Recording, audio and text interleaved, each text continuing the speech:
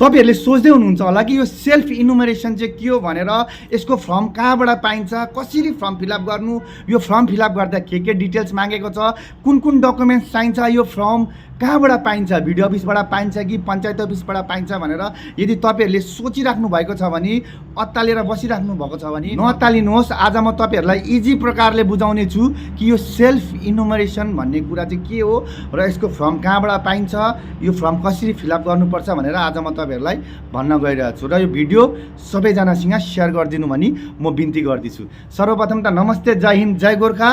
हामी सबैलाई थाहा छ भोलिदेखि यानि कि 1 अगस्तदेखि 14 अगस्तसम्म हाम्रो स्टेटमा पश्चिम बङ्गालमा सेल्फ इनुमरेसन हुन गइरहेछ र यसको मतलब चाहिँ के हो भने, यसको मतलब चाहिँ इजी भाषामा भन्नाले यो चाहिँ तपाईले आफै आफ्नो परिवारको सबै डिटेल्स तपाईले गभर्नमेन्टको पोर्टलमा सबमिट गर्नुहुन्छ।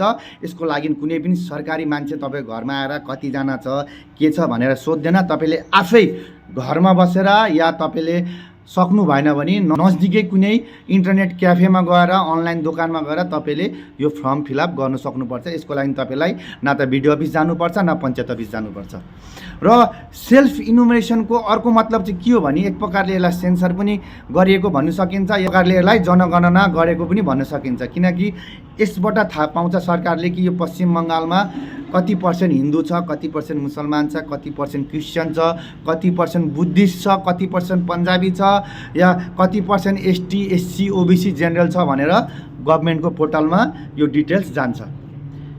हामी सबैलाई थाहा छ कि पहिला सेन्सर हुँदाखेरि घरमा आएर सरकारी मान्छेले सोध्ने गर्थे कि तपाईको घरमा कतिजना छ, कतिवटा छोरा छ, कतिवटा छोरी छ, यति मात्रै सोध्ने गर्थे। तर यसमा चाहिँ सरकारले नयाँ अलिकति एड गर्नुभएको छ। त्यो एड चाहिँ के हो भने, यो फर्म फिलअप गर्दा तपाईलाई 37 वटा आफ्नो परिवारको डिटेल्स दिनुपर्छ। त्यो डिटेल्स चाहिँ के हो भने, तपाईलाई तपाईको हेड अफ द फ्यामिलीको नाम दिनुपर्छ है, तपाईलाई तपाईको परिवारमा कतिजना छ त्यो सबै डिटेल्स दिनुपर्छ, कतिजना मेल छ, कतिजना फिमेल छ, तपाईको घरमा टोयलेट छ कि छैन, बाथरुम छ कि छैन, तपाईले कहाँको पानी खाइराख्नु भएको छ है, तपाईको पानीको सप्लाई के हो, तपाईको घरमा कतिवटा कोठा छ, तपाईको रासन कार्ड कुन क्याटेगोरीको हो, तपाईको घरमा गाडी छ कि छैन, तपाईको सम्पत्ति छ कि छैन, तपाईको घरमा कमाउने कति छ, लगायत सबै 37 वटा यो प्रकारको डिटेल्स तपाईलाई त्यसमा सबमिट गर्नुपर्छ।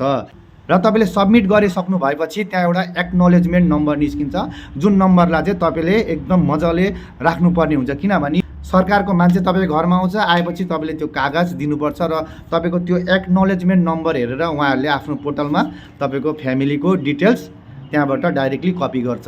र यदि तपाईहरुले फर्म फिलअप गर्दा कुनै प्रकारको गल्ती गर्नुभएको छ भने तपाईहरुले डराउने कुनै कुरा छैन।